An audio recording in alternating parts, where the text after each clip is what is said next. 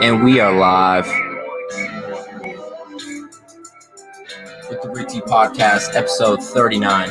I'm your host, Eric Holmes, host of the Talk Your Talk Show and the Rick T Podcast. And today we have a panel. We got a panel today. Joining with me today, we'll get to him in a minute, but join with me today, the host of the Huddle Chat Sports Show, Dallas Clark, a.k.a. Indo is my Nindo. What's up, brother? How you doing, man? What's up, my brother? How you doing, my man? Good, man. Happy to have you on the show, man. I know you do your own podcast and stuff, but now it's time to join the Rick T Podcast. Yeah, we do stuff over here. And let's get chopping up about some sports. Here in a minute or two, we will be joined by our usual co-host, Justin Sanchez, but he is getting his setup already.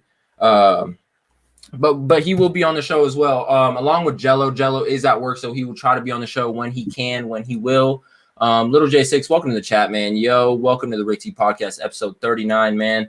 Dallas, today we got a lot going on in the sports world, bro. A lot going on, whether it's basketball, whether it's college basketball, NBA basketball, whether it's NFL free agency, whether it's NHL, whether it's MLB opening day. There's just so much going on in the sports world, man. How do you feel about it? Being a year ago, everything was shut down. There was no sports, and now everything is just full. How are you feeling about that, man? I mean, honestly, I'm not gonna lie to you. As a sports fan, I mean, just as a fan of many sports around the world, man. I mean, we gotta feel lucky. We're still hoping that we get the Olympics coming that we didn't get in 2020. But, I mean, you just have to feel lucky as a sports fan. I don't know how many people watch baseball, but we all know baseball just started April 1st. We had opening day. And if you've watched any part of baseball, it's just like it brings a smile to your face just to see fans back in the stands. I mean, hear the cheers when you hear that crack of the bat, when you hear a home run. Last night, the Rockies, I mean, even though they got absolutely obliterated, had a four home run inning in about the sixth inning, and it was just amazing hearing all those fans go crazy. Opening day, the Rockies got tacos. They got 7 runs. I mean, just having fans back in the stands has been absolutely amazing, and you're really getting that love back in the sport. I mean, in the NBA, I mean, trade deadline just ended, and you're seeing how that's kind of winding down, and you're seeing the results of said trade deadline and what teams really benefited, and you're really actually getting to see the true winners and losers of the NBA trade deadline. And then we're fast approaching to the NFL draft as well. So teams are making moves, teams are moving and grooving. I know y'all talked about it last week. I talked about it last week on my show as well. All those trades, I mean, we hadn't had a trade for the top 6 picks in over 2 years. And in 25 minutes, we had 2 different trades involving top 6 picks in the NFL draft. I mean, the sports world's going crazy. You can tell that everybody's just been pent up. They got cabin fever. They're ready to make moves. They're ready to get wheeling and dealing. And it's just exciting to be a sports fan at this time of the year, for real. Well said, bro, and I completely 100% agree. Every interview that we've had from most players in every sport, they said it's just weird without fans. It's not the same. It's like playing in a practice league or playing in the gym or something like that, man. It's just not right. We need fans. Virtual fans just aren't enough. They are going back to the real-life draft. Like Dallas said, there are fans in the baseball stands. So stuff is getting a little bit back to normal. Not everything's back to normal. You still got to wear masks some places, and some places still aren't having people. But we are getting somewhat back to normal, which feels good, man, because like I said to Dallas, a year ago, everything was shut down. You know what I mean? There was no sports. If you look at the UFC as well, that upcoming Kamaru Usman-Masvidal fight, they're planning on having 100% attendance. You know, Dana White had been saying he didn't want to do any fans at all until he was able to get 100%. They're going in Jacksonville. It's going to be in America. No more Fight Island. And they're going 100% attendance. So make sure you're checking out that next UFC event as well. I mean, like I said, it's exciting to be a sports fan. There's too much to even think about. It's just, we're blessed, man. That's all you can say. Oh, yeah, completely blessed. Oh, yeah, it's going to be interesting. I want to start off with a shout-out to my guy, Jerdy Dude, the Wild Aces quarterback, also known as the Fan Control Football Champion, man. Fan Control Football News, the Chicago Bears are talking with Wild Aces quarterback Jackson Jerdy Dude Erdman, a.k.a. Jerdy Dude. I said it already. Erdman participated in Minnesota Pro Day yesterday, which had 31 NFL teams in attendance, man. And if you guys seen it, he was slanging cookie. This guy can throw the ball. He's a champion in the Fan Control Football League for a reason. He won the D3 Heisman simultaneously. So this guy can ball, and I hope for a fact here, all of us here at the Rick T Podcast hope he gets a contract, bro. He's a baller. Like I said, if you watch the Fan Control Football League, you will know. If not, you will find out, man. So Jackson, Jerdy Dude, good luck to you, man. I hope the Chicago Bears or any team just pull the trigger on you, bro, and let's get you in the NFL. Let's get you in a jersey, bro. I'll buy that jersey. I swear to God, I will. I swear, bro. But let's get started on something a little more interesting. We're gonna take off with the NFL. Starting here with the Jalen Hurts situation. He wore number 2 last year for the Eagles. He said that it was kind of based on that he was quarterback number 2. It was his rookie year. He didn't really get a choice of number. This year he is wearing number 1. He is going back to his college number at Alabama and college number at the Oklahoma Sooners. So I don't think it makes a big difference to a lot of people about number and stuff like that. But he said this number means a lot to him. Him being and changing to number 1 means everything to his playing style. So Dallas, I'm kind of going to ask you, how do you feel about a number change? Do you think that can kind of change someone's play style? With the season he had with the quarterback ahead of him and then the coach that had the drama and stuff like that, him changing his number, do you think that's enough for Jalen Hurts to be a factor in Philadelphia, bro? I mean, when you boil it down to meat and potatoes of it all, I mean, like at the end of the day, it's not per se gonna make a difference. But when you do think about it, and as a person that has played sports before yourself, when you do think about it, that mentality, I mean, it's similar with, his predecessor, Carson Wentz in Indianapolis, changing his number to number 2, going back to his old original number, the number that he originally wanted, that he said, it's a new beginning, a new Jalen Hurts. So he's kind of turning the page and saying, like number 2, that was, when he was number 2, and now he is number 1. Now he is the real Jalen Hurts. And, that's that mentality of turning the page. So when you boil it down, it may not actually make a real difference on whether he's going to be a factor or not. They're going to say, hey, does he look better in number 2 or number 1? That's not going to actually make a difference. But for Jalen Hurts, for his story, being able to rewrite that, I think it's really important for Jalen Hurts to be able to, if that is something he wanted to do, which is obviously he wanted to, it's important for him to be able to do that, to turn that page and get that fresh, clean slate. Yeah, I completely agree. And let's not get into this right now, but I do want to go ahead and comment and say that Philadelphia is picking at 12.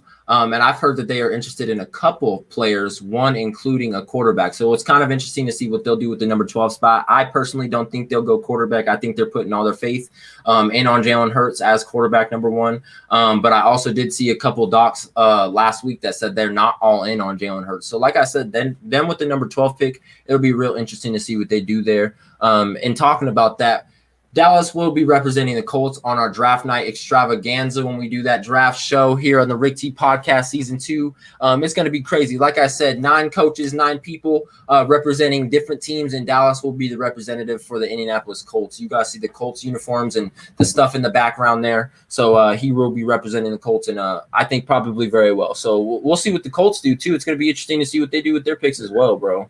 Oh, I'm excited about it. I mean, I think there's a lot of potential for the Indianapolis Colts to make moves. And like you said, we're not going to get into it right now. But, I mean, the draft, I'm really excited for it. We both said it last week. Offseason really isn't something that you typically pay a lot of attention to.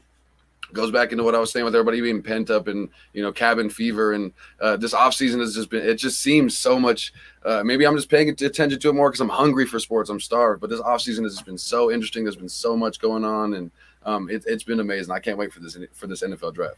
Oh, I completely agree, bro. The NFL draft, I'm always hyped for the NFL draft, but this year I'm hyped specifically because of a lot of players that we've been watching since we were in high school. Everyone knows about Justin Fields on quarterback 1. Everyone's been watching Trevor Lawrence win national titles for 4.5 years. You know what I mean? So it's kind of an honor to watch these guys, see where they've been and see where they go and see where their careers end up. Because a lot of the times the draft doesn't end up the way you think it will. It's an every year thing. Every year there's always one thing that happens and everyone's always shocked. So what's going to be this year's thing? It'll be interesting to see the man. But let's move on to a couple different subjects. Chat, if you guys are in this chat, let's get this chat going. Let's get the comments flowing. Let's see how you guys are enjoying the Rick T Podcast episode 39. One more week until I run my 40 and one more week until the last episode of season 1, man. So let's get this chat going. Let's make this episode memorable for real. But let's move on a little bit. Dallas, I know you know that the 49ers moved up to the number 3 draft pick, and I know you've seen the comments saying that Jimmy G is our guy. We are not trading him. We are keeping him. But there is new updates out that they will trade him for one thing and one thing only, man. And the 49ers asking price for Jimmy G is a first-round pick no matter what. So my question to you is, do you think they should trade him at all? And do you think if they do trade him, that one first-round pick is enough or too much? You know what I mean? No, I actually personally, I don't think that the San Francisco 49ers in 2021 should be moving on from Jimmy G unless he proves to them, unless, they draft Justin Fields, Mac Jones, whoever comes to them in that third pick. I think they take them, they run that quarterback competition. And if Jimmy Garoppolo proves that he's not the guy, then Jimmy Garoppolo needs to go. Personally, I have seen, like you said, that they weren't looking to trade him unless they were blown away by an offer. So it seems like they would have to be getting a first-round pick and some from what I'm seeing, because it looks like they intend full on to go and get that to go and get that quarterback competition going with Jimmy G, because he has played well. He's proven himself to be a good quarterback. He's led them to a Super Bowl. The only thing standing in Jimmy G's way is he's made a bubble gum and popsicle sticks. The man cannot stay out of the blue tent. He can't stay off the injury report. And honestly, the whole San Francisco 49ers roster last year seemed to have that kind of issue. George Kittle on injury reserve twice last year. Same thing with Raheem Mostert. Jerick McKinnon, the backup running back, on and off injured reserve. The San Francisco 49ers, there was something going on. You can blame it on the training camp, whatever you need to do.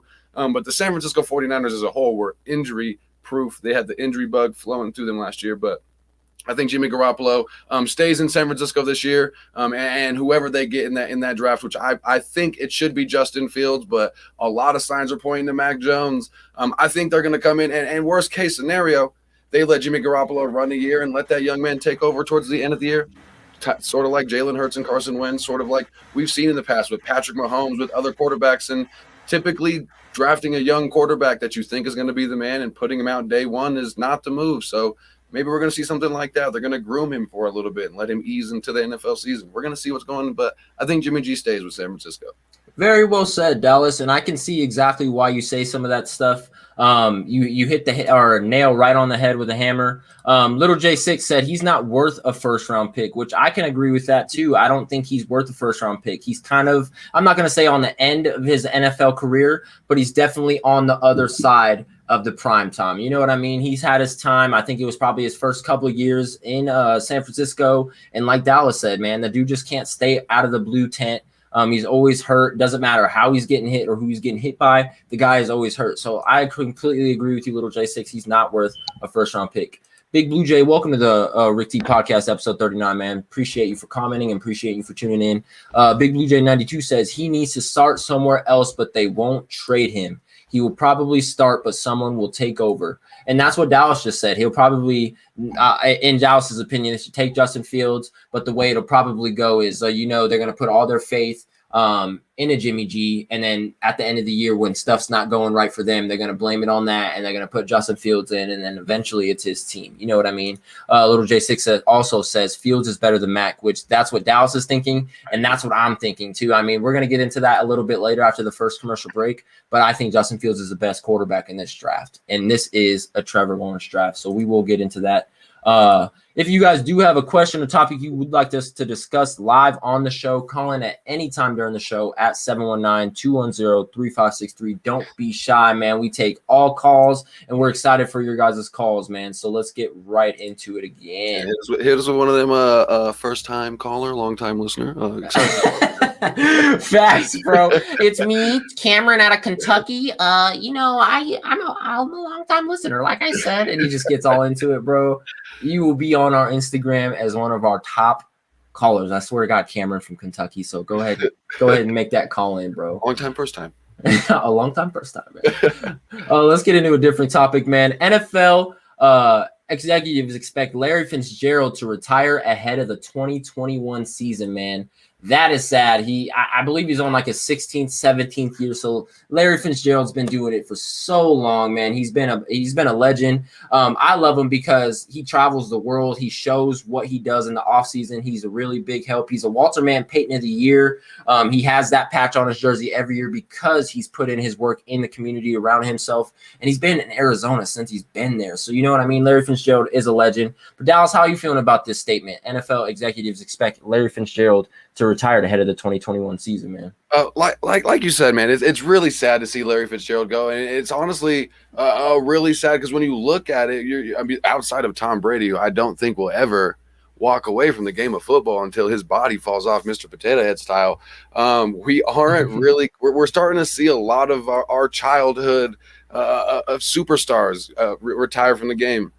You're going to see Ben Roethlisberger go away here in a little bit. Matt Ryan, Matt Stafford, all coming close to the end of their days. And, you know, Larry Fitzgerald, I feel like is just the first of that younger group of people that we watch grow up. At the same time, though, I think it's awesome to see Larry Fitzgerald kind of retire on top when he finally gets a good quarterback with Kyler Murray. And you don't want to see him go down a slope and have to start saying, man, Larry Fitzgerald needs to retire. It's great to see him retire when he still seems like he might have something in the tank, and retiring on top. We'll always remember who Larry Fitzgerald was. We remember Larry Fitzgerald on that Madden cover with Troy Polamalu. I thought he was old back then. So, like I said, I'm saying it's about time. I'm really happy to see him go, but at the same time, it's bittersweet. I'm happy to see him go, but I'm sad to see him walk away. Yeah, man, I completely agree. Like you said, man, when he was on that cover, I think everyone was like, man, I think he's going to retire after the Super Bowl. And it's like 10 years later, and he's still like, we're the same age at that point. Dead ass, bro. Moby, welcome to the Rick T Podcast, episode 39. My dog, I appreciate you for tuning in so much. My dude, for real, he said goated. Larry Fitzgerald is a goat. Probably one of the best people to ever do it. I'm not going to say best players. He is a great player. I'm not going to say one of the best. He will definitely be a first ballot Hall of Famer sometime, someday. But man, he is a great person, man. Like you said, goated. And I think we're talking about his personality, man. I would love to just hang out and just kick it with Larry Fitzgerald, you know, enjoy a beer, you know, talk about life, talk about where he's been, talk about where he's going to be. You know what I mean? Because Larry Fitzgerald is like, he's one of those guys that'll just give off a great vibe, great energy, and you can just, you know, connect with him. You know what I mean? I could just see it, man.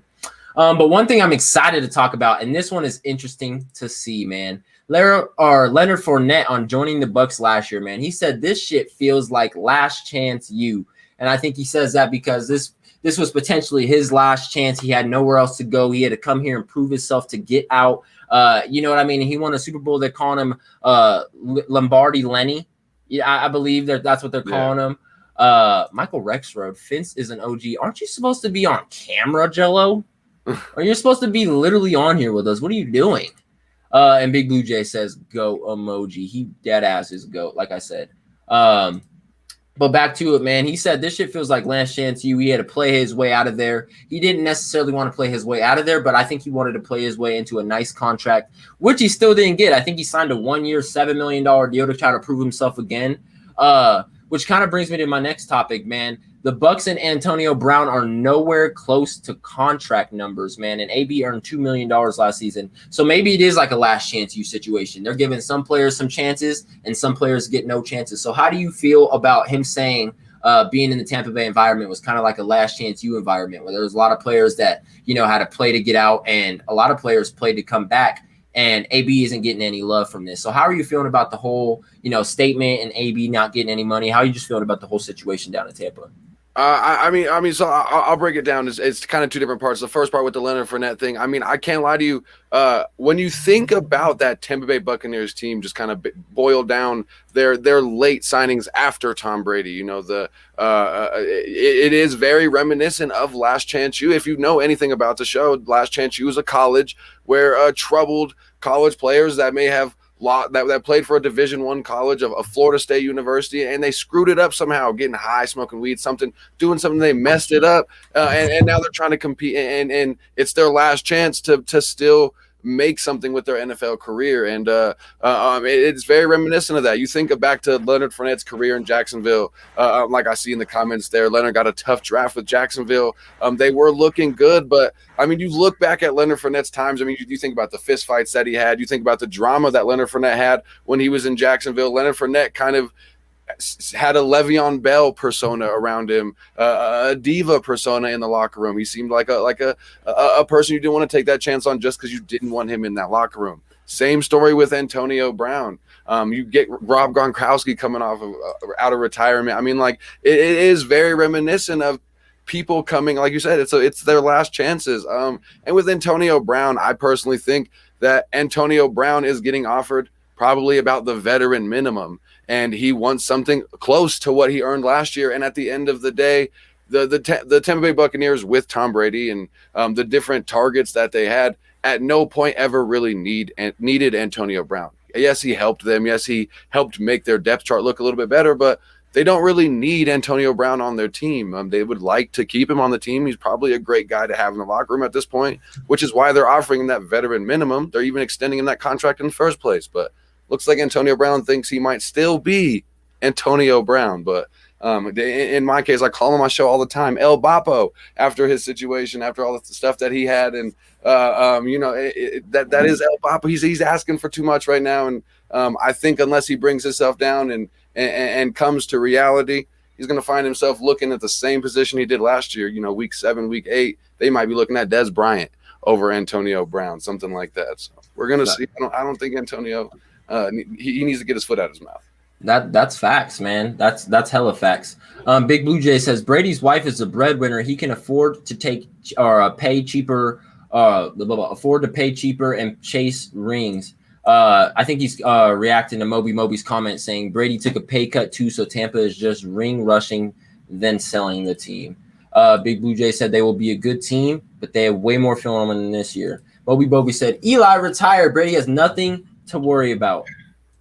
What Mike said. I mean, when you look at that Tampa Bay Buccaneers team, though, I mean, like they don't really have per se anything to build on. You kind of look at it and say it's seeming sort of like the Philadelphia Eagles were a couple years ago. Like this may be just a flash in the pan. They grabbed all the superstars they could. They gave everybody their last chance, and they may be able to make magic one more time. But like I don't see the Tampa Bay Buccaneers being a team worth talking about unless they can make some real big moves and sell this team. See, I completely agree with that. In my personal opinion, I think it's exciting to see teams kind of start from the bottom and build it up. No one likes to see teams, in the rebuilding stage. But once you see them start getting players that are fitting, and then they go on the next year, and then another player is fitting, you start seeing that team go from the ground up, and it's interesting to see because you're like, I watched that team 4 years ago. They were trash. This year they're in the playoffs. Brown example. You know what I mean? Everyone watched Baker get drafted and Jalil Peppers and all those players that they started with get drafted. They shuffled a couple players. They got Odell. They got Jarvis. They added Baker. They got two-headed monsters in the backfield. That team is cooking. For example, though, that's what I'm saying, though. These teams are not exciting to watch when they're kind of in that mindset of we're going to go for the championship or it's bust. And, Tampa Bay kind of did that last year, and it paid off for them, but that was luck, man. I don't know if that can happen again. Like I said, it was luck, so there's a potential that it could get lucky again, and, it might happen. But I just don't see it happening. You know what I'm saying? Absolutely. Yeah, and like Tom Brady's got that Aaron Rodgers effect, like he just having him on your team gives you a chance. It doesn't matter who your targets are. It doesn't matter what you've got going on in the locker room. Tom Brady has enough to gather the troops, to galvanize the soldiers and bring them all together in the locker room to chase one goal, which is that ring. And after that, we don't have to be friends. We don't have to like each other, but we're all here trying to earn that championship. And Tom Brady is really good at speaking that message to his teams. That's why you've seen Tom Brady bring multiple teams in multiple different styles. He's not always had the best teams, but he's always been in some of the best positions. A lot of it you could say was his scheduling or whatever, but Tom Brady's always been able to get it done when it counts, and that's all that matters, and that's part of why he is GOATed.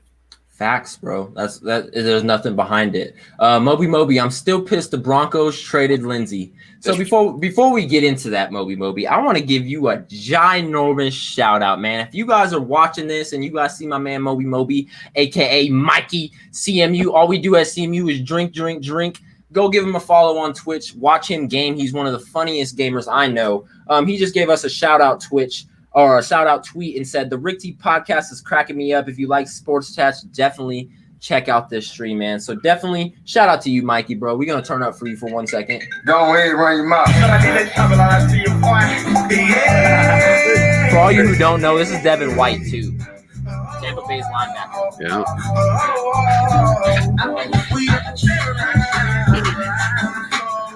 Yeah, that boy gets lit, man. I'm not gonna lie to you. Oh, shout out to you, Moby, for real. But let's get into it, man. I don't know why they traded Lindsey. I don't know why. In my personal opinion, I know it was kind of a tough decision to go between Melvin Gordon and Phillip Lindsay, just because, like, I think on the upside, Melvin Gordon's probably better. But with all the off-field drama, you have nothing to worry about with Phillip Lindsay at all, ever. Like, that is just a true guy. He's a good dude. He's not going to get into all those drugs and alcohol and stuff off the field. Where Philip Lindsay was dead ass getting DUIs after a game last year. It was like Sunday, he finished his game, got pulled over on the way home from the game drunk. Like, how does that happen? You know what I'm saying? So, in my personal opinion, I don't know why they traded Philip Lindsay either. How are you feeling on that, though? I know we're both Colorado kids, so how are you feeling on that? Man, I mean, even outside of the fact that I'm a Colorado kid, you got to love the story that is Philip Lindsay, an undrafted running back, and he gets picked up and given the chance because he is that hometown kid, and the Denver Broncos give him that chance. They take that chance on the young man, and he flourishes. He never really did anything wrong for the Denver Broncos. And then they bring in Melvin Gordon that next year and give a struggling character running back that's had options and had some very great potential with his other team. He's just been a character issue and also been an injury issue in his past. They bring Melvin Gordon in, and Philip Lindsay still continues to perform. He still continues to do what he's asked when it's asked of him. And I mean, I just don't think, and it's not like you really would have had to spend a lot and come out of pocket to really sign Philip Lindsay. I mean, even just to give him another 1-year contract. I don't understand why the Denver Broncos didn't give him that chance. It's not like Melvin Gordon proved enough to me as a fantasy football fan or an NFL fan to want to have him as my number 1 running back and rely on Melvin Gordon all year. He is still injury prone, as much as I hate to say injury prone. He takes injuries more often than most. And I think at least you have Philip Lindsay as a solid backup, as a solid number 2 option, as a solid reliever for Melvin Gordon. And I'm glad that somebody ended up taking a chance on him. I actually thought I was under the impression that they just didn't re-sign him and they let him go to free agency and let the Steelers pick him up. But I mean, maybe he did get traded. But either way, I was disappointed in it. I hope that he comes out to Pittsburgh. And I think it's a kind of a great option, similar to what he would see in Denver. And he flourishes and shows the Denver Broncos and continues to move forward. I completely agree with that. And that was a great take because I never really thought about him to go into any of those teams that you mentioned. You know what I mean? Pittsburgh, that's a great fit for him, especially with like James Conner kind of being that hit or miss. You know, there's a couple other teams that I think he might have that Denver scheme with, man. But it's really interesting to see what Philip Lindsay is going to do this year in Houston, which a team is who's getting rebuilt. But man, I want to get into something a little bit NFL off topic. But man, this is something that just dropped today. The NFL Space Jam new legacy trailer, bro. I'm going to go ahead and play that, and then I'm going to ask you what you think about that compared to the last Space Jam, because everyone knows it's Jersey Day here on the Rick T Podcast, and my boy Dallas, a.k.a. known as my Nindo, is wearing the Toon Squad Jordan jersey, man. So you know he's repping Jordan. You know he's repping Toon Squad. But who's he like better in the acting role? You know, LeBron, Michael, you know, Michael's son, LeBron's son. We're going to find out, man. So this is the Space Jam 2 official trailer, man. Check it out. Basketball camp is next weekend. You got amazing potential on the court, and I can help you get there. It's not what I want, Dad. You never let me do what I want to do. You never let me just do me. Hold up. Wrong floor. Bet Will Smith ain't got to deal with this. Dad! Down! What in the Matrix hell? Welcome to the space.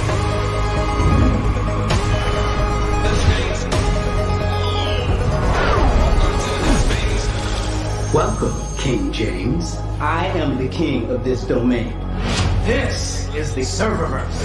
What'd you do to my son? Where's Dom? The only way you're getting your son back is if you and I play a little basketball. Pete, send this clown to the rejects. Wait.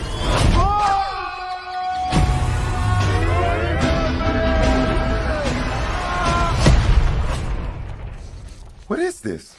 Ah! I'm a cartoon? Meh. What's up, Doc? I need to assemble an elite team to help get my son back. I know what you're looking for. A dream team. Them, shoot the ball. Let's try that again, shall we?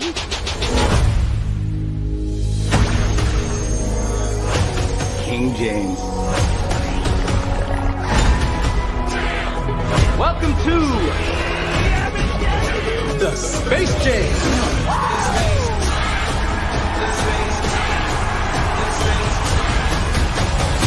Introducing the Goon Squad.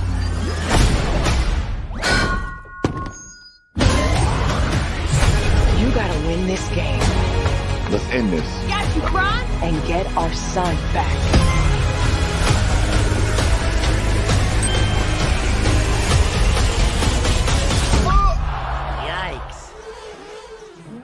Yikes. Classic. Welcome to the Space Jam. I'm going old school on his butt.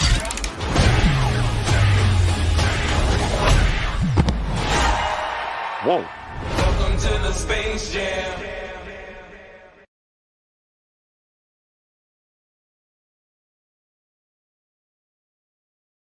Welcome to the Space Jam. Here's your chance. Do your dance at the Space Jam. Alright. Well, I swear, man. That looks good. Dude, I said the same thing. I was like, wow, I didn't think it was gonna be that good. And that movie, like, they switched it all up, but it's like the same concept. But it really does look good. LeBron looks like he's gonna act the hell out of that movie. You know what I That mean? looks real good. Big Blue J 92 also says it looks dope, man. So, let me just ask you a simple question, bro. Absolutely. And actually, a couple questions. I got two questions. So, first of all, It's getting a who do little you less- think is gonna be the Space Jam face? Is it gonna be Jordan or is it gonna be LeBron? Do you think LeBron with this new movie, him being the face of Space Jam now, is gonna kind of take over the world and he'll be kind of known as the face of Space Jam, or do you think the old OG Michael Jordan it'll stick? You know what I mean? Because that's one movie you can always watch and it be a great movie. So if you had to choose without even watching the second one, who is your Space Jam OG, Michael Jordan or will it be LeBron? All right. Eric Holmes, host of the Rick T podcast. I'm not gonna lie to you, man. If your fans don't know me, I'm gonna tell them something about me. Okay. Please do. I'm a big Michael Jordan fan. Okay. I've always been a huge Michael Jordan fan. And I've always had that. LeBron will never be as good as Michael Jordan. I've given LeBron a lot more respect this year. But I'm not gonna lie to you. You're gonna hate my answer here because I hate to sound like a typical Michael Jordan fan.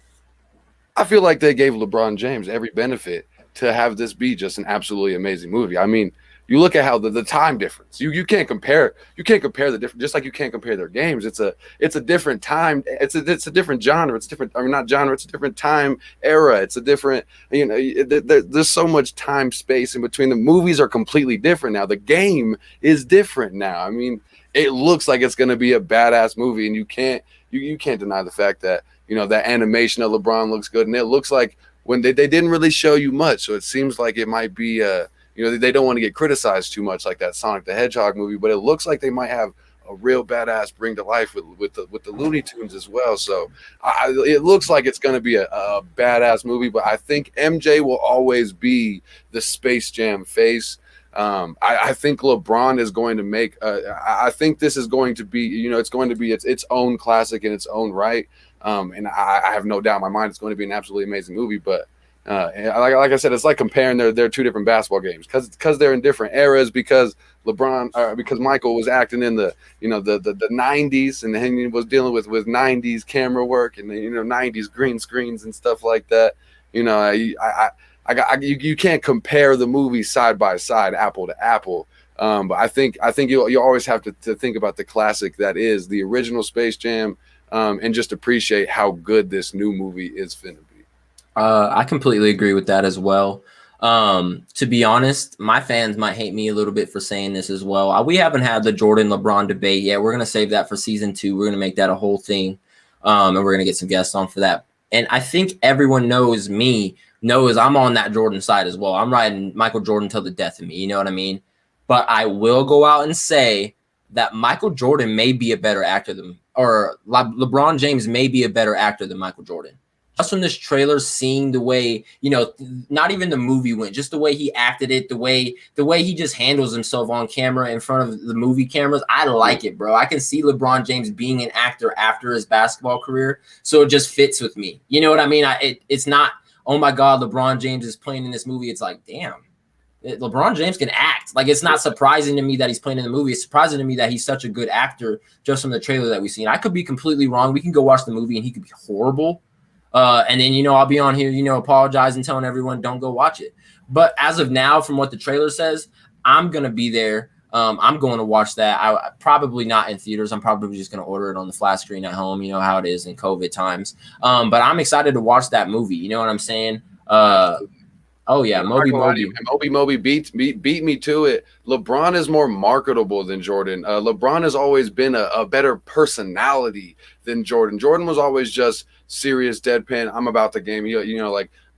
Michael Jordan was always Michael Jordan. There was no taking him out of his game. LeBron has always been. You even see him on the sidelines when the cameras per se aren't right on him. LeBron is just a personality, a character. So you can just see how funny LeBron is, and he brings that humor into it. And like you said, I think hands down he's going to be a better actor just because LeBron is more marketable. He's a better personality to attract than Michael Jordan. Michael Jordan was just the GOAT, the name at the time. LeBron James is a personality. Oh, yeah. I completely agree. Let's get it, LeBron. Come on, man. You're going to win some championship? You want to win a Grammy? Then get up then, LeBron. Come on now. He's on his way, bro. I'm hyped for this movie. I really am. I really fucking am hyped, bro. I'm excited for this movie, bro. But we got to get to the commercial. On the other side, we will still be continuing hour one, but we will be talking about college football players and some players' pro days, where we think some players will go and where some players will not go. But we're going to get right into it. And hopefully with our two other co-hosts that are supposed to be here that are not here, man. But I said, okay, we got this. We're killing it, man. I think people are loving this, bro. But like I said, we're going to get into a quick commercial. And like I said, when we come back, man, on the other side, college football takes, man, we're going to get right into it. So like I said, Rick T Podcast, episode 39. We will be back in 5. To live in down LA, where everybody try to fatten their pocket. So many hustle for the cash, so it's hard to knock it. Everybody got their own thing, currency chasing. Worldwide through the hard times, worrying faces. Shed tears as we bury brothers close to heart. What was a friend, now a ghost in the dark. Hard part about it, brother got smoked by a fiend. Trying to floss on him, blind to a broken man's dream. A hard lesson, court cases keep them guessing. Hey guys, it's Jordan McFadden with season 6, episode 3 of the vlog, and we're gonna give you a look into our tombstone ceremony and pro day. Check it out.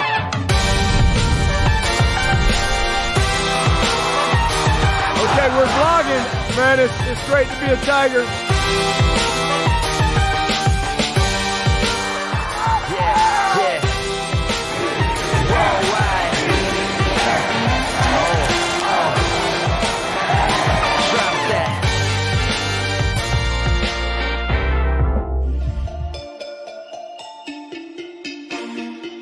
He's doing this workout today and advancing it, moving it up so that he can have shoulder surgery on his left shoulder. He's been dealing with trying to be the best quarterback since he was 16 years old.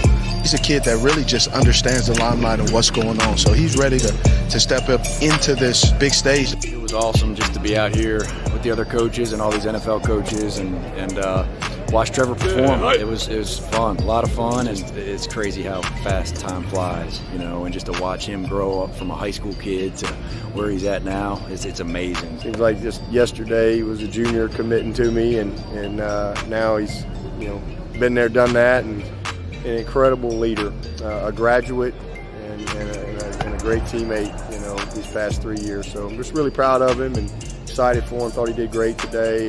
Trevor is. It's like God said, I'm going to go put me together a quarterback, and then, by the way, give him all we call them mindset grades, and that's the competitiveness, toughness, high character, and a great leader. So it's hard to find a place to start. Clemson's helped prepare me for really just this whole process, but even just life in general. Just been around so many great people, have so many good examples of how to do things the right way and how to live your life, that really no matter what the obstacle is, it's just the same approach. So for me, nothing's changed. Just kind of a change of scenery. So same work is going in, and just excited for the future. 4 to 6 weeks later. Hey, What's up, guys? I'm Nick Yaird. I'm here at Pro Day. I'm really excited to see what our guys can do today. So we got a little bit of everything going on. We got bench press here. We got the vertical over there. We got the 40-yard dash. We're gonna have the L drill, all kind of stuff going on. Indy guys are gonna get some field work for these scouts coming, showcase their talents, which we all know they have. And we're really excited about it. Can't wait to see what they do.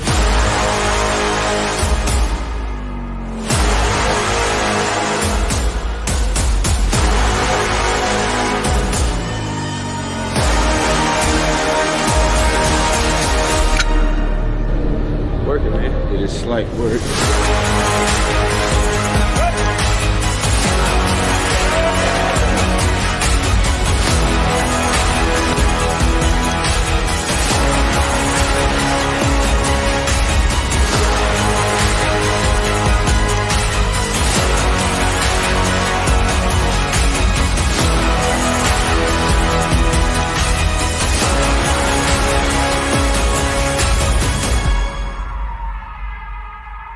Pro day went really well. You know, I was a little nervous, but once I started going, you know, I just started being myself and just playing football. So it went really well.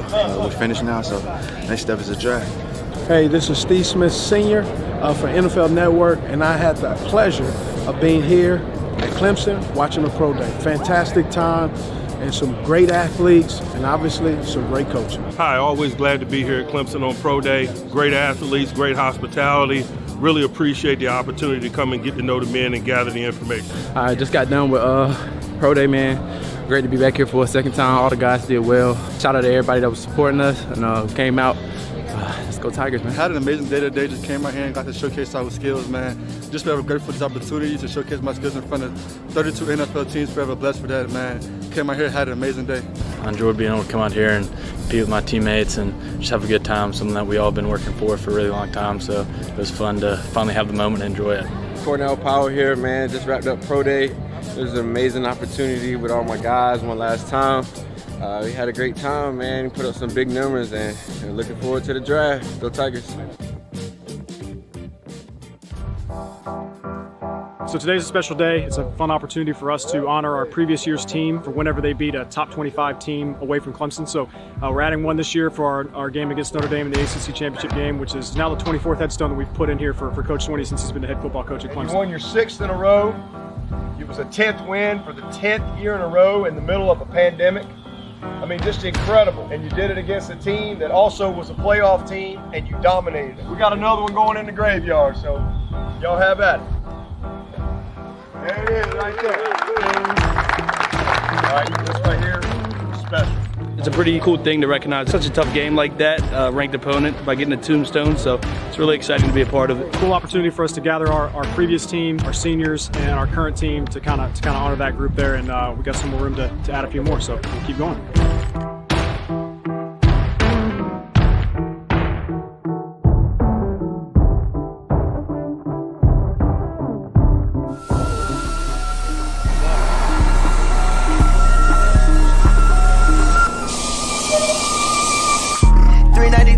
Out with a cat, I got $1 million right here on my lap. Bought a new spider that take out the plants. I stuck on that 40, hit the gas. Rico and Pants, they late to relax. It's up in the 35, Rodgers off to the end zone.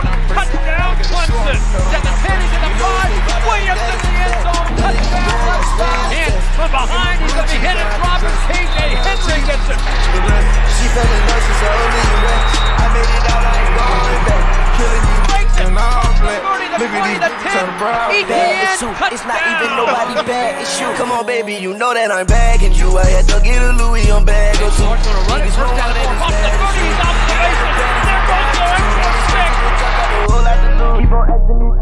as 1,000 times, something like that. Nah, I'm not I cannot sing at all. I cannot sing. Oh, doesn't know. Yeah, I know how to shoot. And I know how to fight. You can't hear my vocals right now. I gotta say that vocals for, you know, a girl or something. So I gotta say that right now.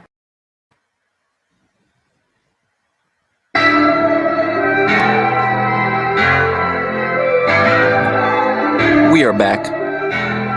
We are live on Twitch, YouTube, and Facebook. Right now, we're not getting any Facebook comments, though. So if you guys are watching on Facebook, shoot over to the Twitch or YouTube, link in bio. man, we are back.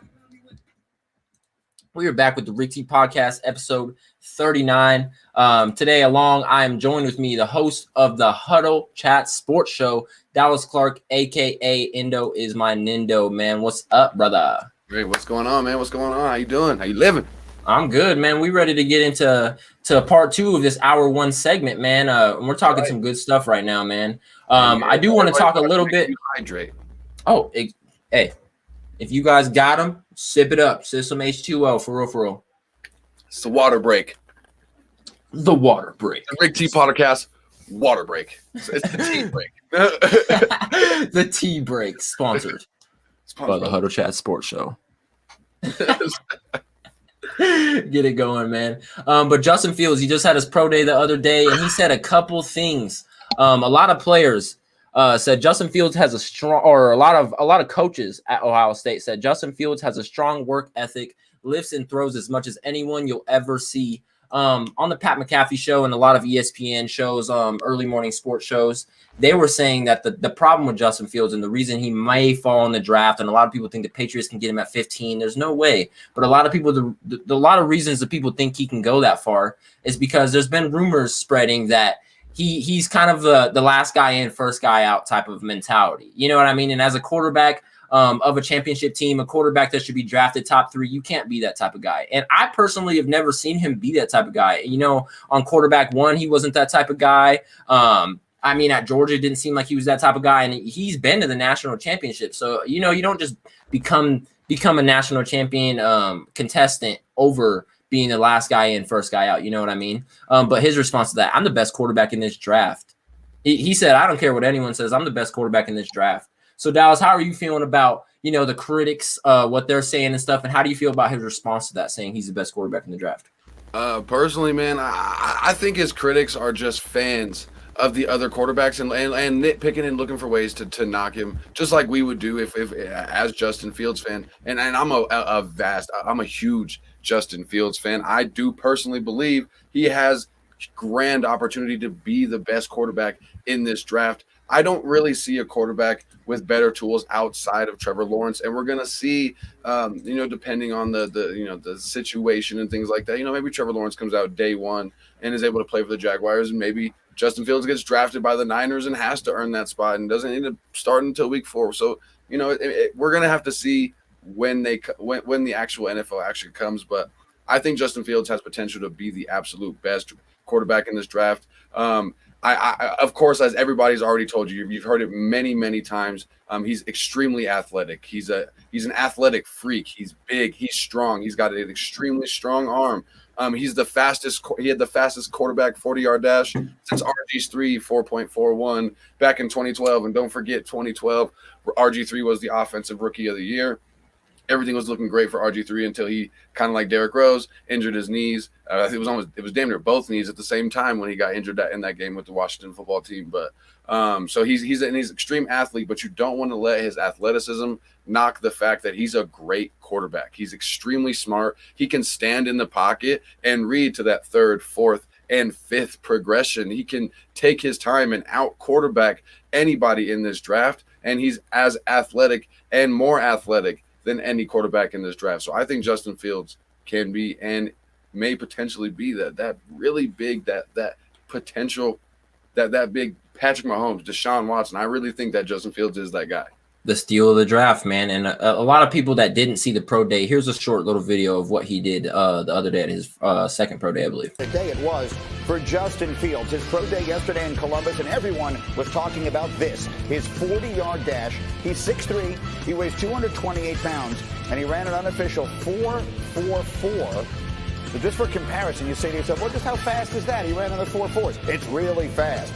If you take a look at the official NFL Combine 40s by quarterbacks going back to 2006, the only one who ran faster was RG3 nearly 10 years ago. Now, just to be very clear. Quiet. There's, probably a couple hundred people in here, and you can hear a pin drop, and so it's always unique. But he's doing a great job. The ball's coming out of his hand. It's spinning really well, and he'll do great today. So now we see him working with his quarterbacks coach, John Beck, on this script, the 65 throw script today. Do you have a lot of input in what you think he needs to show NFL personnel?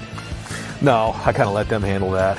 You know, there's all kinds of different things you can do, but at the end of the day, these guys, you know, they have a body of work and they've seen him playing games and they see his game film. That speaks for itself. I mean, this is just routes on air. I mean, there's no defenders out there. They don't even wear pads on, you know. But what is it really? It's just trying to get a feel for seeing him move, seeing the ball come out of his hands, how the ball spins. He's always open. What else is he supposed to do? I mean, everybody has their own opinion on stuff, and you know, some people, you know, watch a lot of film and make opinions on their own based on the film, and then other guys just kind of repeat what other people say, you know. And so I appreciate the people who really watch film, and you know, I think if you watch the Clemson game, there's 2 different times where he's getting to the 5th read in the progression and checking the ball down. And so if you really go through it, watch it, then you know, create opinion for yourself. I think some guys just kind of watch a couple clips of film and then make a categorization of somebody.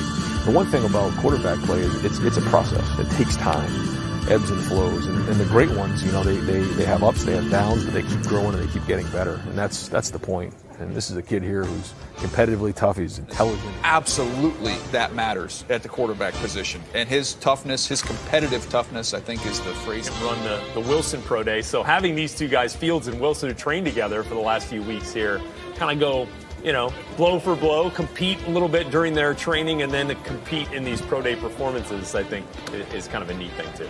And look, this is a Pro Day workout that's going to be seen by Kyle Shanahan and John Lynch. We know we saw them at Alabama today. They're not physically there at Ohio State, but they'll have video of this. And there's also talk they're going to try and set up additional Pro Days, I guess is how they're labeling it, because you can't do private workouts, but you can encourage Justin Fields in Ohio. Special.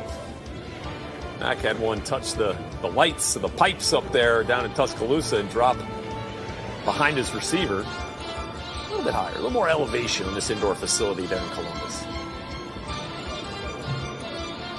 I remember talking to him at that high school All-American event and thinking it's just like talking to a 10-year pro when he sat down. The and maturity off to his left. Got one of his receivers from this past season, Chris Olave, running routes. Trey Sermon, one of the top running backs. Yes, Justin Fields. Unleashing. I see you, Justin. Show off another a little bit. move, another throw on the move, on the money. Show off.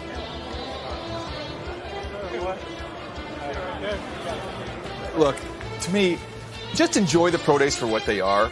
It's fun. When you go watch somebody hit a golf ball a million miles, it's fun. When you go watch a shooter shoot, it's fun. And when you watch a quarterback make this throw going to his left, it's fun. Enjoy it.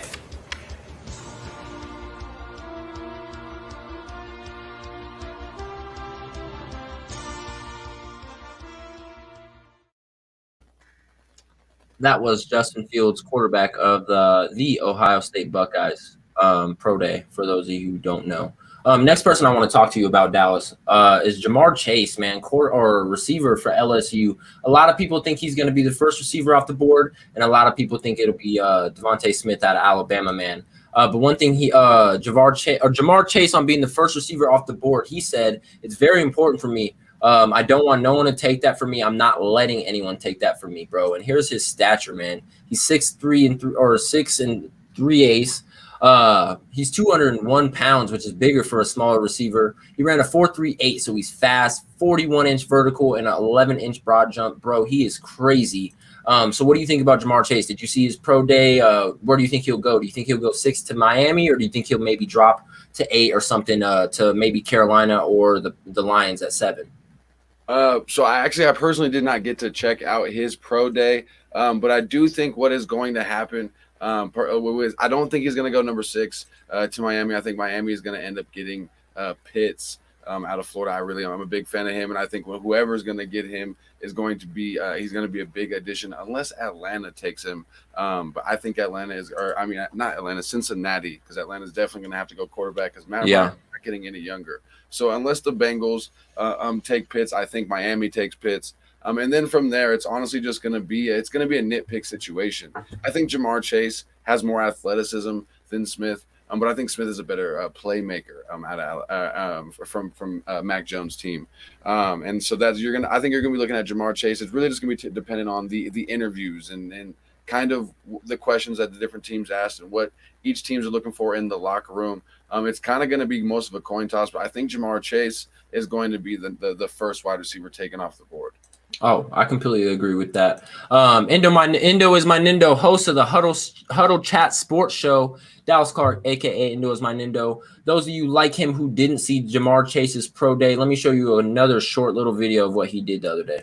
Ja'Marr Chase running routes here. They're a slant route catch. And again, I mentioned first-round corners last year. A.J. Terrell, Noah Benogany out at Auburn was the third first-round pick of the Dolphins last year, too.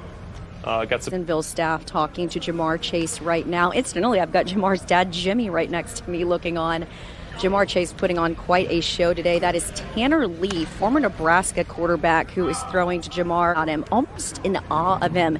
They said he is a generational type player. The one thing that stands out about him is how humble. Just real quick, going back with Ja'Marr Chase, I've got his dad, like I said, guys, Jimmy, right next to me. Jimmy, how cool is this watching your son run his pro day? Oh, that's nice. I mean, he went about it like that. I really appreciate Jimmy. Best of luck to you. And then I also wanted to bring over David Robinson. David Robinson, guys, has worked with receivers like Jerry Jeudy. Yet, guys, Racy McGrath, this guy ran a 4.34. He's the other wide receiver that maybe some people are sleeping on just a little bit, but a lot of eyes on these wide receivers. It's crazy.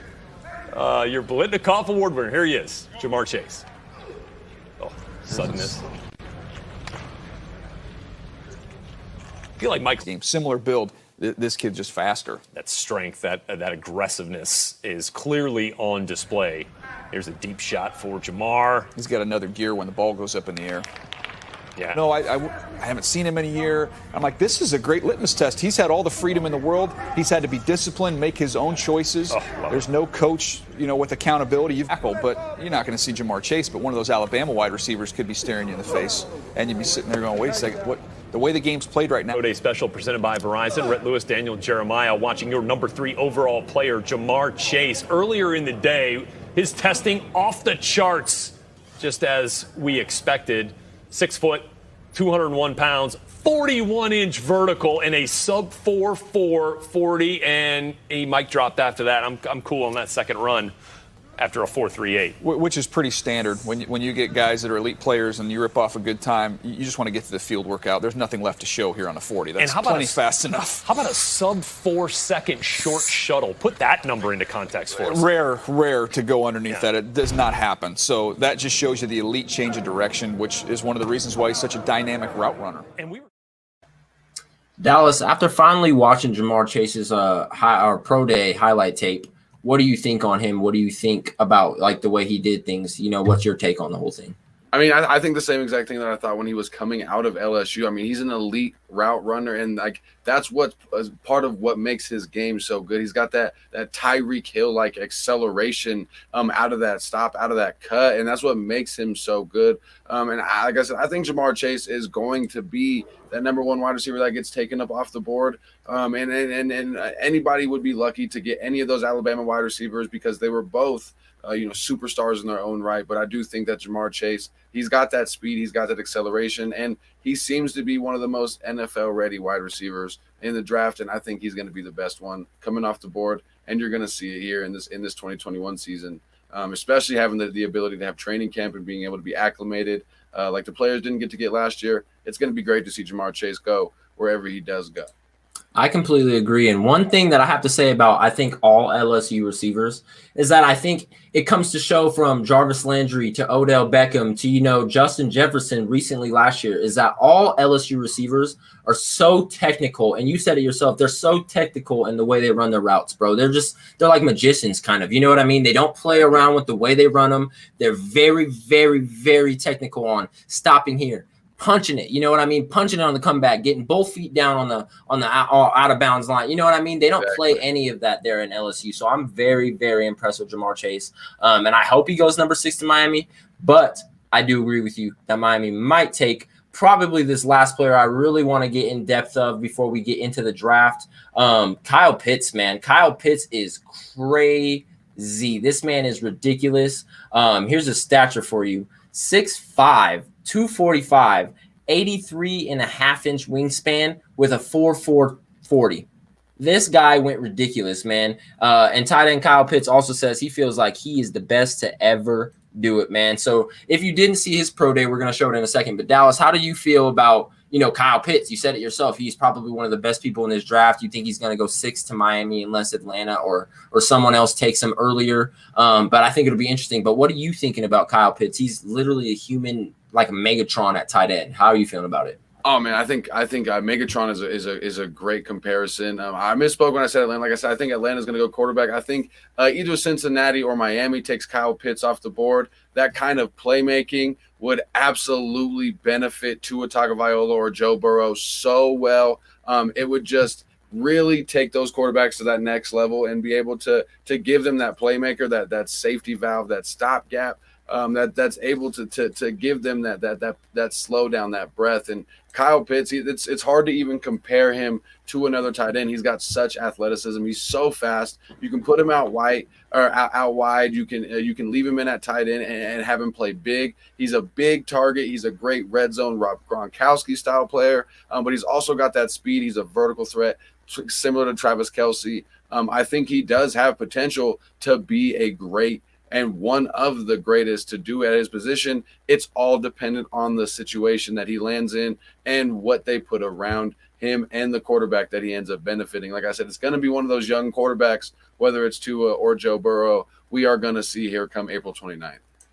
April 29th, like my boy Dallas, a.k.a. Endo Manindo, said, man, the draft is going to get crazy. These guys are going to do their thing. But one important guy that we're talking about specifically is Kyle Pitts, tight end out of Florida. Dallas says he is crazy. He could go anywhere in the top 5 if he really, truly wanted to. He can make any team better. I'm saying the exact same thing, Dallas. I think that this guy is really a human Megatron. And like I said, that's the only guy I can compare him to. His size, his speed, but he's playing tight end, which means he can block. And if you haven't seen him block, this guy can truly lay the wood in blocking. But if you didn't see his pro day, here's Kyle Pitts, tight end out of Florida's pro day. Kyle Pitts, who also impressed in the jumps, a 10'9" broad jump, right? 4.44, 40-yard dash. How about that wingspan? Our terrific researcher here with us working through our draft coverage, Jack, gave me some context here. The Pitts 4.44 unofficial 40. He's the only wide receiver or tight end since 2003 to check in at least 6'5" and run a faster 40. That Calvin Johnson, the only guy to run a faster 40. That's pretty good company. 6'5". The loophole, of course, as Jack says, is that Jaguars legend Matt Jones ran the 4.38, but he was part of the quarterback group. Remember, what was it? Moritz Boehringer was a big look at Mailata. Look at Jordan Mailata. He might be the starting left tackle again this year for the Philadelphia Eagles in a battle there with Andre Dillard. Great point. Again, it's hard to be wrong. So special. See a lot of these cone drills here. I mean, like this is a wide receiver workout. Exactly, that's what that looks like. Maybe Kim can get on that for us down there. That'd be great. So we can figure out who's running this one. Yeah, Kim, if you're hearing us down there, we'll check on the interesting. This kid will look good. This kid will look good with a star on his helmet. And we thought the Philadelphia Eagles would be in play for him at number 6. They traded all the way back with the Dolphins, so that would be a little crazy to see them go wide receiver the way they've spent some draft capital at that position here recently with Calvin Ridley. Look at his feet. So good. First of all, just look how low he is. Again, challenge to be playing wide out. He's going to be in the slot. But that's what the 49ers have done with their creativity with guys like Juszczyk, who you can use in so many different roles. You've got Brandon Ayuk and Deebo Samuel. You can line them up in the backfield. You can do all different things. This is a player like Kyle Pitt. It was fun. We always talk about, you scout the tape, and that's the kind of the real way, the authentic scouting process. But you can't help but you. So that, again, is Nick Scarelli, the coach for the Broncos, who was a GA with Urban Meyer, under Urban Meyer at Florida. Same time, other GA there was Ryan Day. These guys, it's funny to watch the career path for all these guys. Switch it up. Here with these quarterback pro days, let's get some loosened up throws here, some quick hitters. Man, you just look at the from Kyle Trask last year. Here's Kyle Pitts. There? Yeah.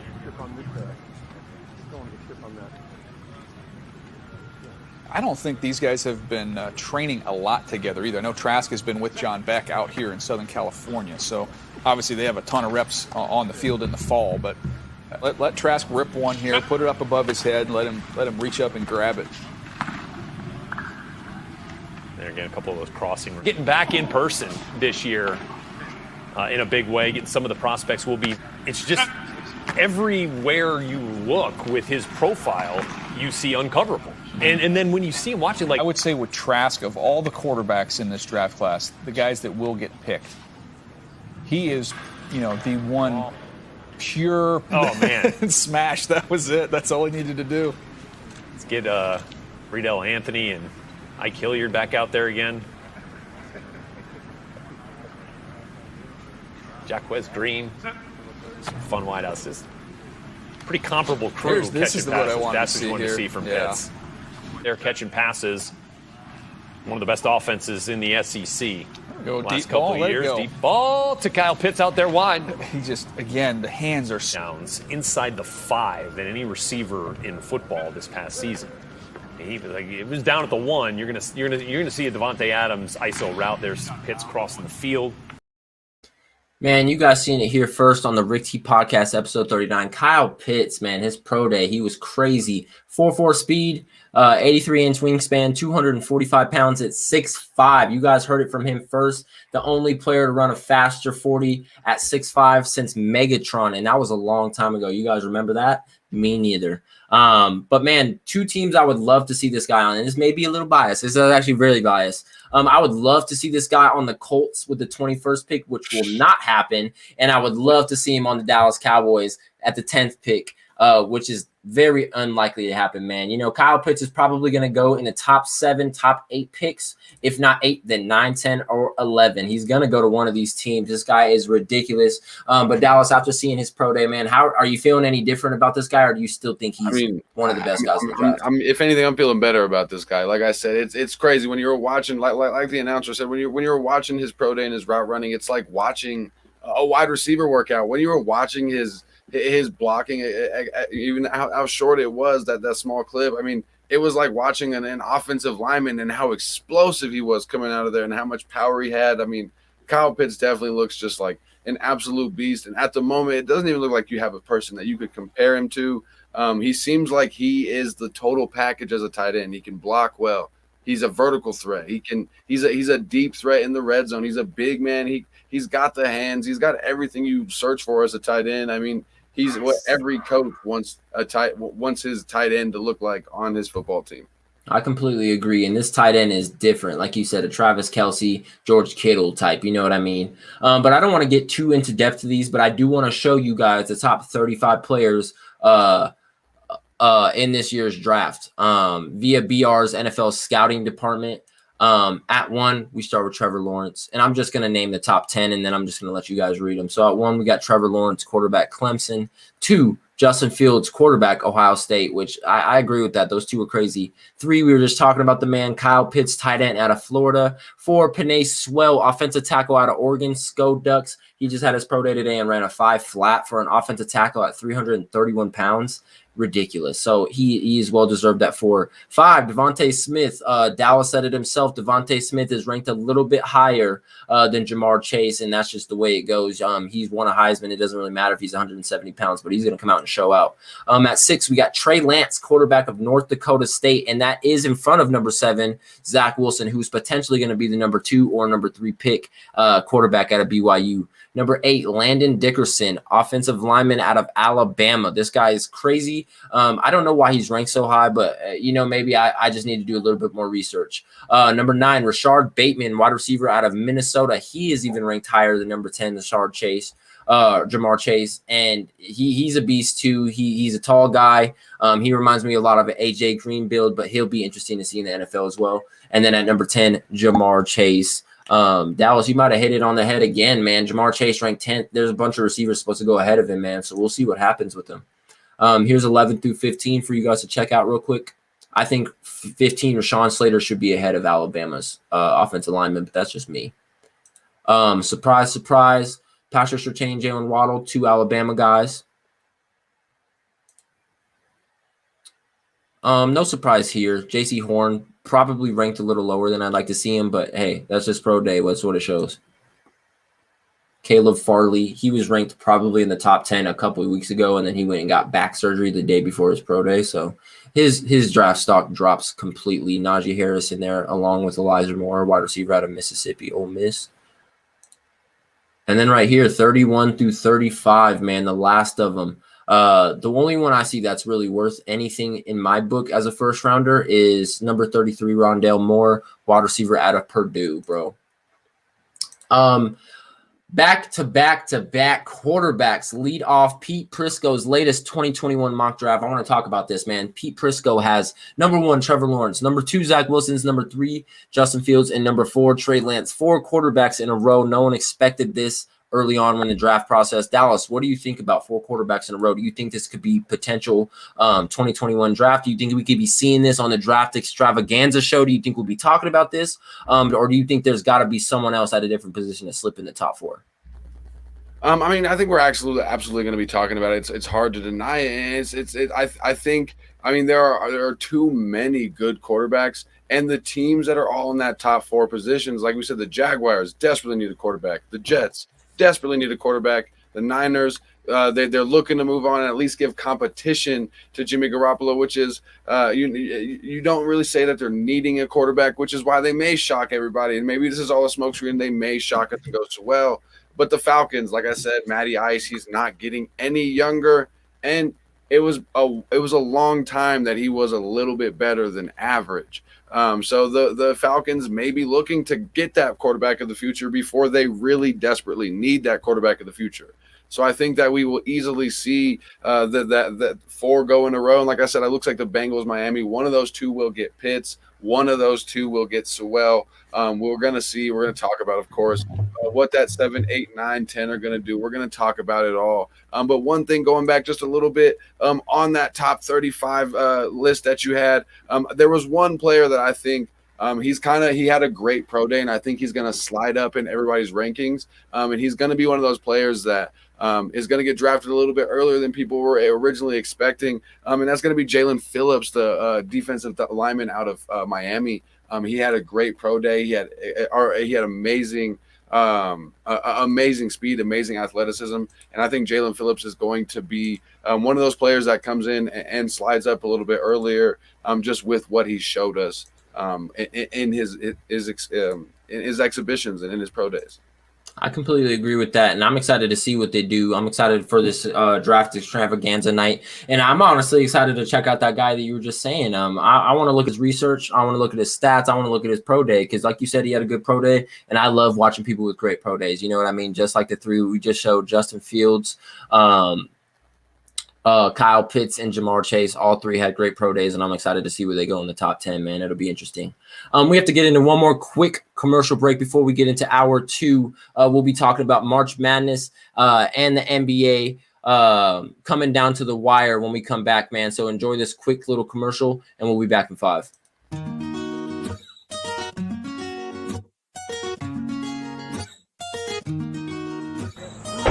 Boots on the ground, professional analyst shit. You know what I mean? This is Remember the Titans.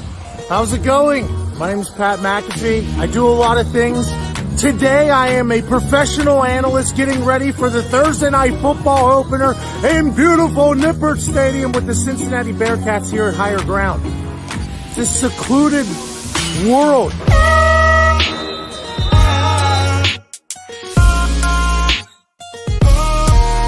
Good squad, good place, excited for this morning practice. I'm obviously unbiased, but I'm pulling hard for Cincinnati to do well on Thursday night. I like to say, all these clipboard quarterbacks, man.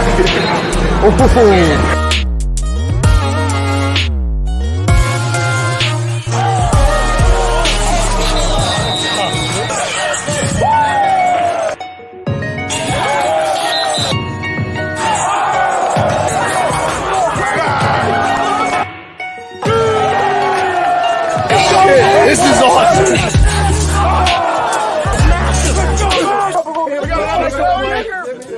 And we got hopefully a future NFL kicker.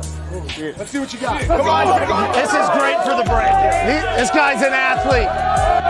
Athlete.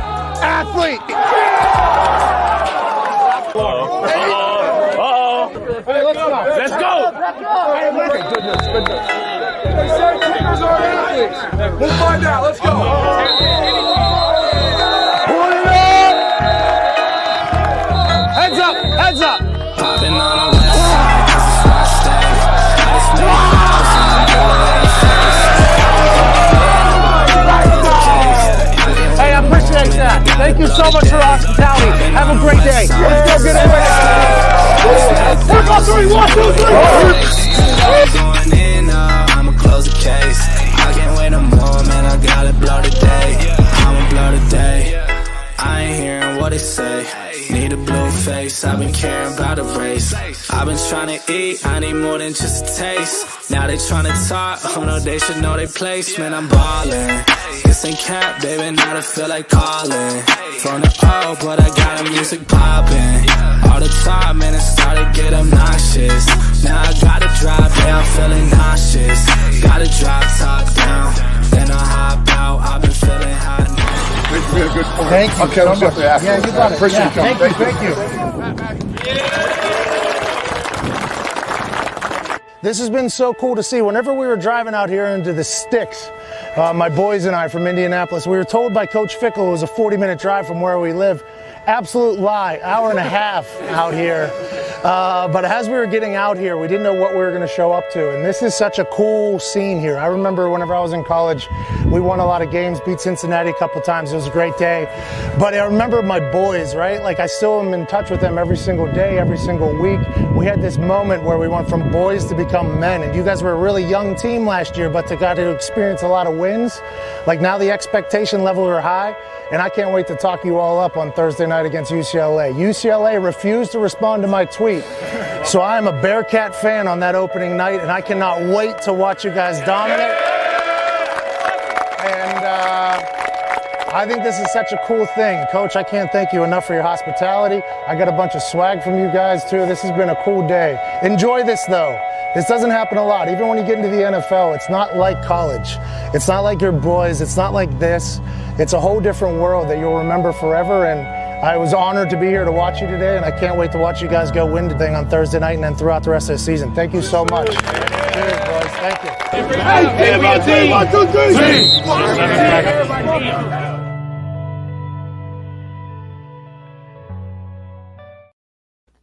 Here we go. Here we go. Am I ready? Are you ready? Are they ready? Are we ready? I don't know. We're back with the Rick T Podcast, episode 39. I'm your host, Eric Holmes. Joined along with me today, host of the Huddle Chat Sports Show, Dallas Clark, a.k.a. Indo is my Nindo. What's up, brother? Welcome back, man. Thank you. Oh, yeah. I do want to remind everyone, if you have a call or question or a topic you want to discuss on the show, call us at 719-210-3563 at any time during the last little bit of the show, man. We'll get to your guys' calls. But, man, we're going to talk some March Madness and some NBA right now. When I took this bracket, it was a little bit earlier, so don't judge me. Baylor knocked out number 1. Baylor knocked out Houston, number 2, 78-59. So they are going to the national championship. We are waiting to see the score of Gonzaga and UCLA. Let me check that right now. UCLA score. Come on. UCLA men's basketball game. Gonzaga did win the UCLA basketball game 93-90, man. So that came down to the wire. So it will be Gonzaga number 1 versus Baylor number 1. A lot of people probably the bracket got crazy during March Madness, Dallas. You know this. I know this. Everyone who put a bracket out there knows that no one had their bracket set in stone. You know what I mean? No one's bracket lasted. But this championship is probably a championship that quite a bit of people called. Rank 1 versus rank 1. It's definitely not out of there.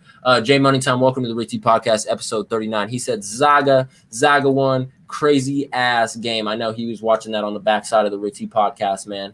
But congratulations to Gonzaga. And congratulations to Baylor. They will be playing on Monday, April 5th, and this is Colorado Mountain Time at 7 p.m. Mountain Time, 9 p.m. Eastern Time. So definitely tune in to the national championship. Like I said, it will be Baylor versus Gonzaga, man. But let's get into the NBA. And Dallas, what do you have to say about March Madness? I'm sorry, I just tried to skip past you like that.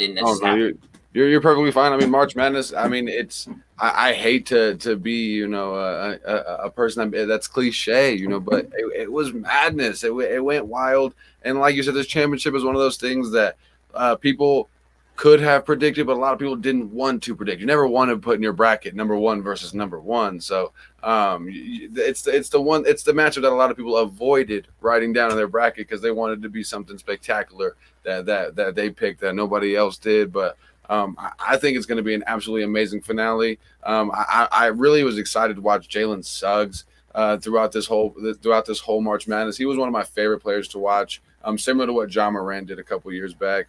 I think he was definitely my favorite player, the one I definitely paid more attention to after March Madness than I did to coming into March Madness. So I think he's the kind of standout performer for me, and I'm pretty excited about it. I do think Baylor ends up winning this.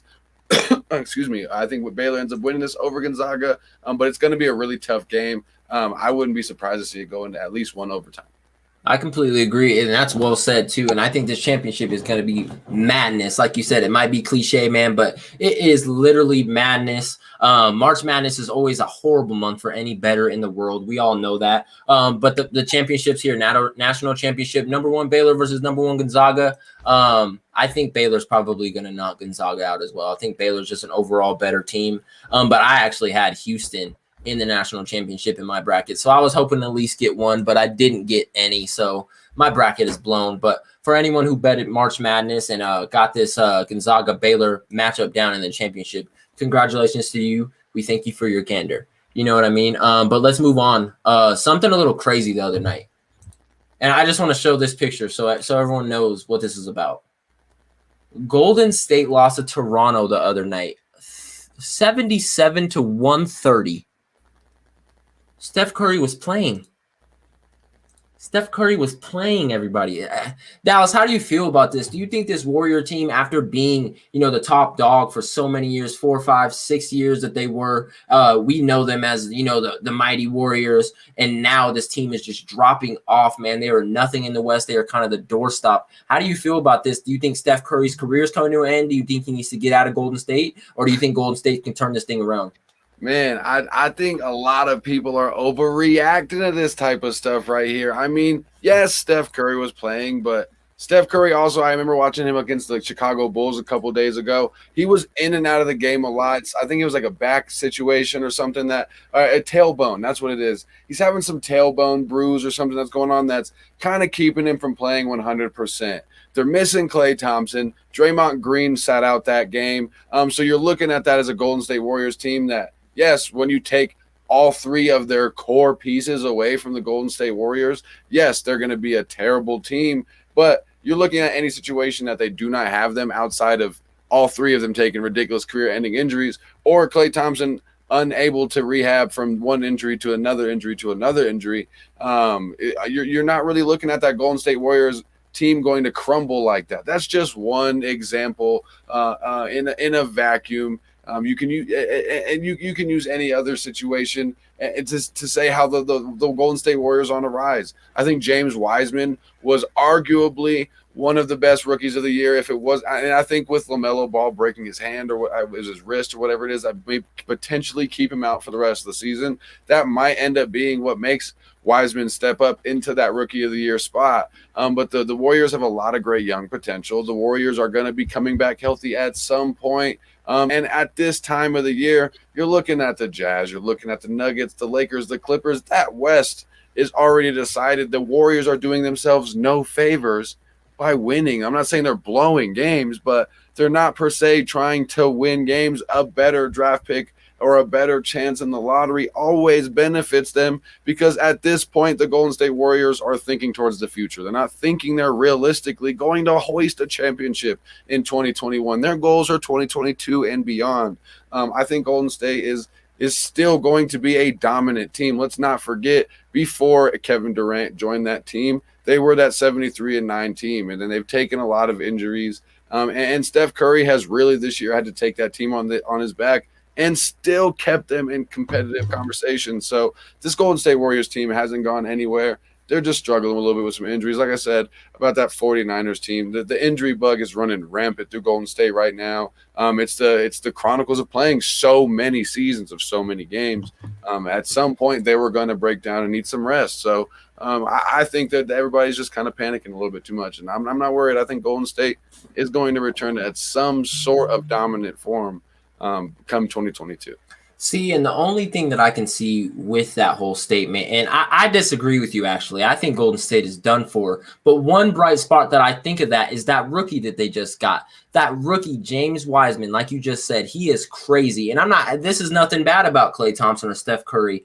They're great players, but I just don't think that themselves can build anything in Golden State without a couple other powerhouses. Everyone likes to say Draymond Green is great at defense and he's a powerhouse player. No, he's not. He's a Hall of Fame shit talker. I would love him on my team to back me up or something like that. But to be a teammate on a starting five to go for a championship, just not in my style. I don't like Draymond Green. I think Steph Curry needs to leave. But like I said, James Wiseman is the one spot that I think could be the bright spot. If they figure out how to use him and how to make it work with James, I think that Golden State Warriors team could be badass. But other than that, man, I think Golden State is done for. I just don't think they have it. You said it yourself. The West is packed. They're not even in the top 15, or actually they're 10th at 23 and 26, which actually I can't say anything being a Nuggets and Celtics fan. The Nuggets are 30 and 18, which is a pretty decent record. But if you go to the Celtics, we're sitting at 8th at 24 and 25, which is only one game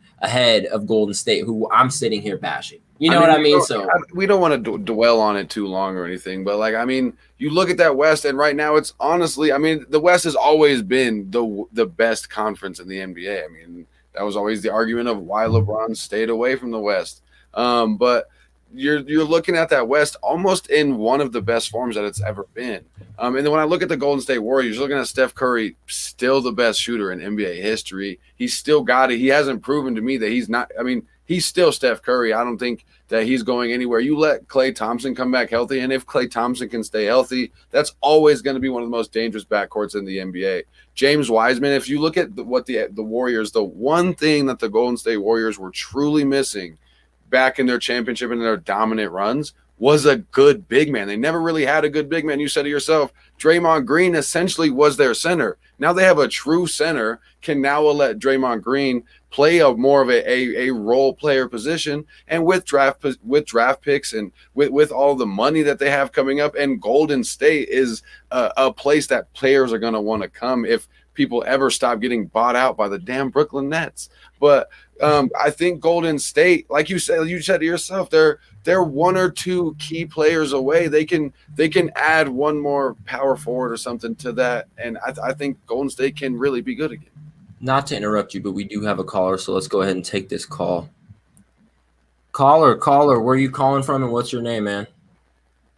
Hey, man, it's just. What? Say that. You're breaking up a little bit, man. Repeat that. Hello, can you hear me? Yes, sir, we can.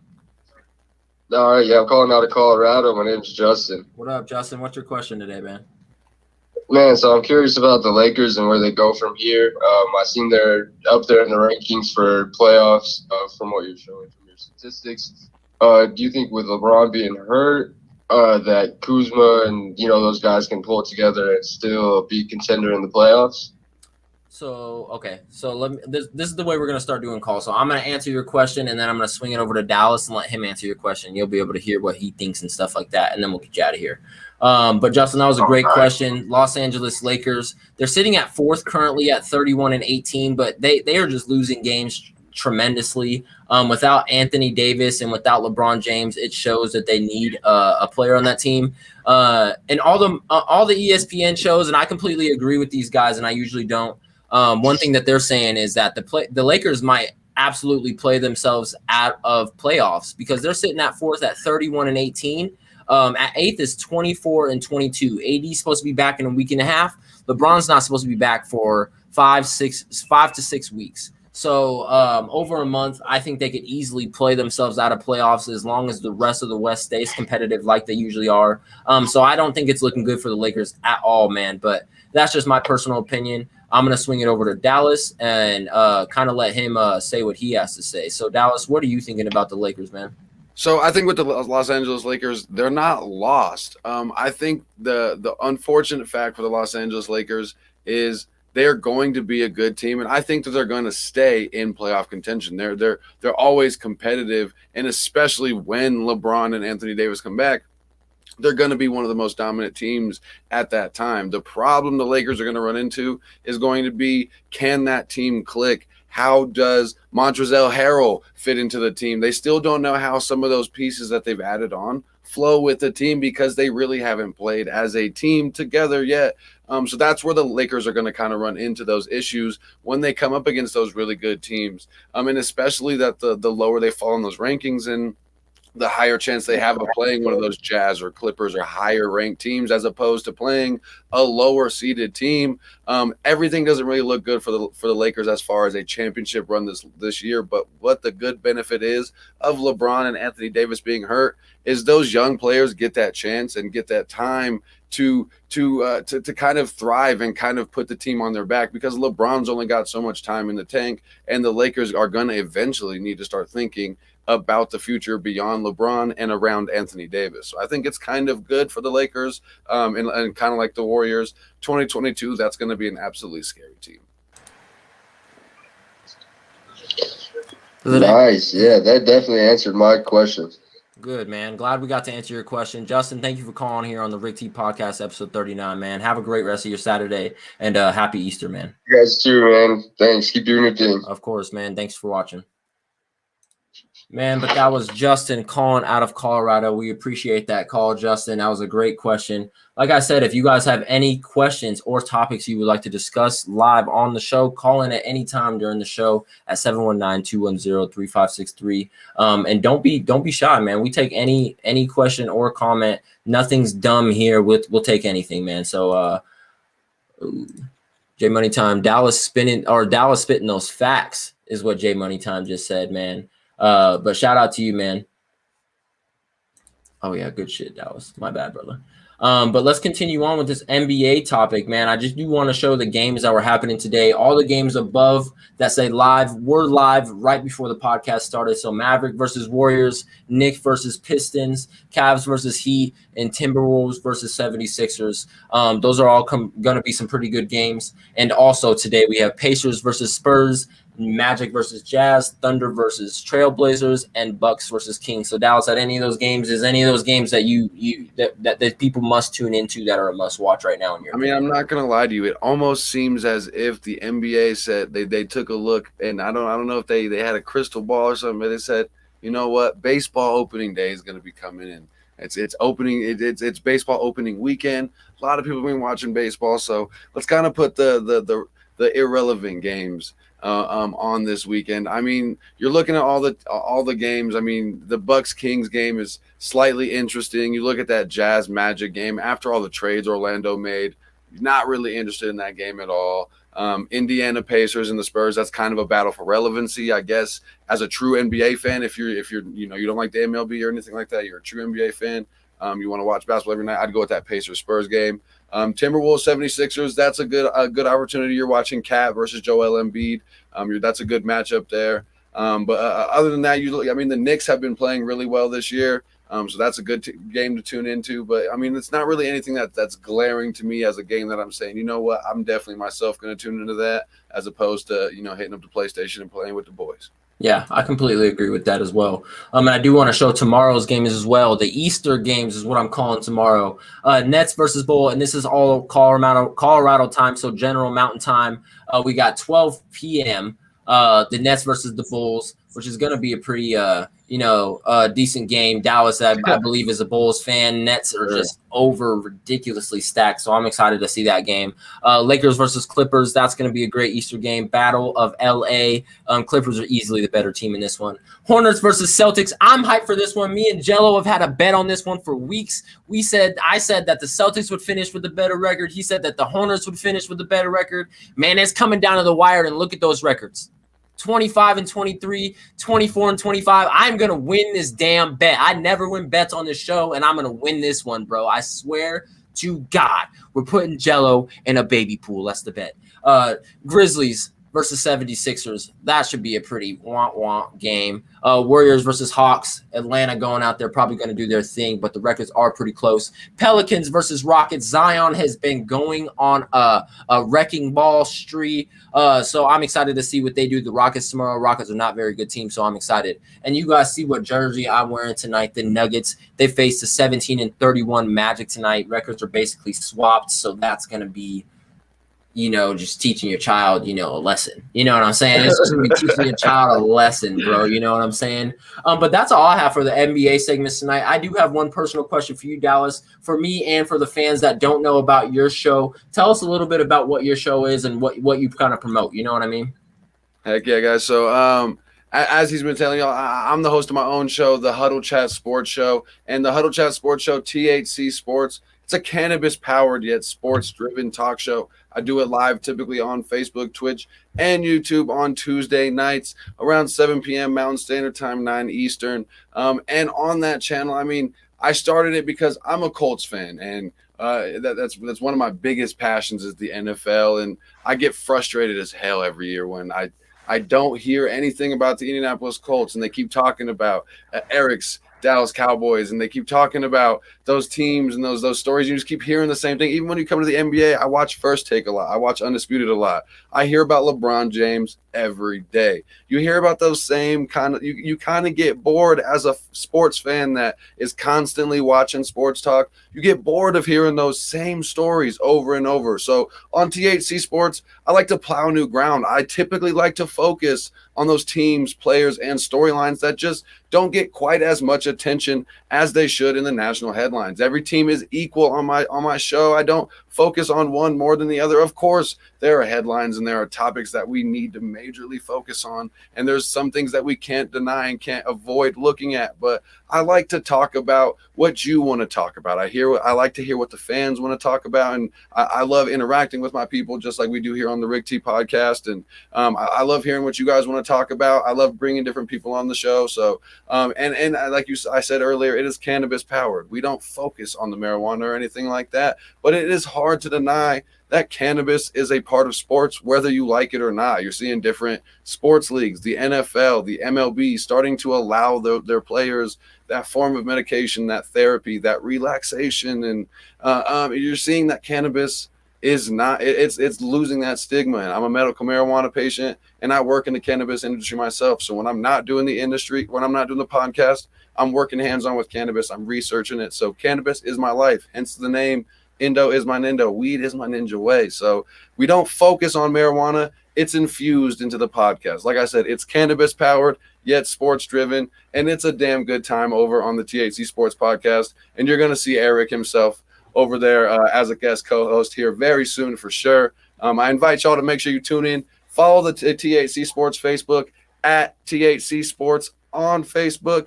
It's going to, like I said, it's going to be live, and that's where I do most of my interaction. But you can also follow me on Twitter at the Huddle Chat, and through all of the different social media platforms at Indo is my Nindo. And right after the show, I will be dropping all my man's links on all of my social media. So if you follow us on Instagram, Twitter, YouTube, Facebook, any of that, you guys will see the Indo My Nindo links and ways to get to his pages and his shows, man.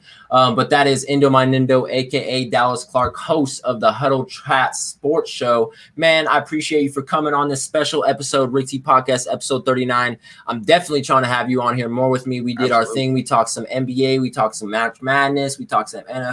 We talked the draft. And like I said earlier in the podcast, you will be on the Rick T Podcast draft night extravaganza show representing the Indianapolis Colts. So I'm super excited to have you back on, man. I'm absolutely excited to be on that draft special, and I can't thank you enough for having me on the podcast. It's nice doing my own show, and it's, but the only problem with my show is that I do it by myself. So it's great to have that feedback. And, honestly, me and you, like, people ain't got into it yet. It's the first time, but I mean, me and my boy Eric, man, we get into some debate. So we do our thing. More, and I'm excited to come on here more. It was definitely a good time. And you're going to see a lot more THC and T combination together for sure. You already know him, man. Indo is my Nindo, host of the Huddle Chat Sports Show. I appreciate you for joining me, man. I'll catch you later, brother. Appreciate you, brother. Thanks so much. Of course, man. This is the Rick T Podcast, episode 39. I do want to give a couple big shout outs to YouTube, Twitch, and Facebook Live for letting us do our show on your guys' platforms. We reach a lot of our fans on all of those platforms, so we definitely appreciate you for letting us use them, keeping our videos up so people can get a hold of us. J Money Time, I appreciate you. Xylo, I appreciate you. Moby, I appreciate you. And like I said, Indo and my Nindo, host of the Huddle Chat Sports Show, I appreciate you so much for joining me. But this is the Rick T Podcast, episode 39, Saturday edition. Easter Sunday is tomorrow, man. So I hope you guys all have a special Easter. And remember what it's all about, man. It all is about Jesus rising from the grave, man. So definitely tune in next Sunday when we do our Rick T Podcast, episode 40. I will be running my 40-yard dash. We will be having a whole big segment on that. I might have a couple guests on. I might have a couple people on. I'm going to take a bunch of calls, probably a record amount of calls. It is the last episode of season 1, so we will be getting into season 2 the very next weekend. But I appreciate you guys all for tuning into the Rick T Podcast, episode 39, with Huddle Chat Sports Show, which is Dallas Clark, man. I appreciate you guys all. We'll catch you guys next week, man.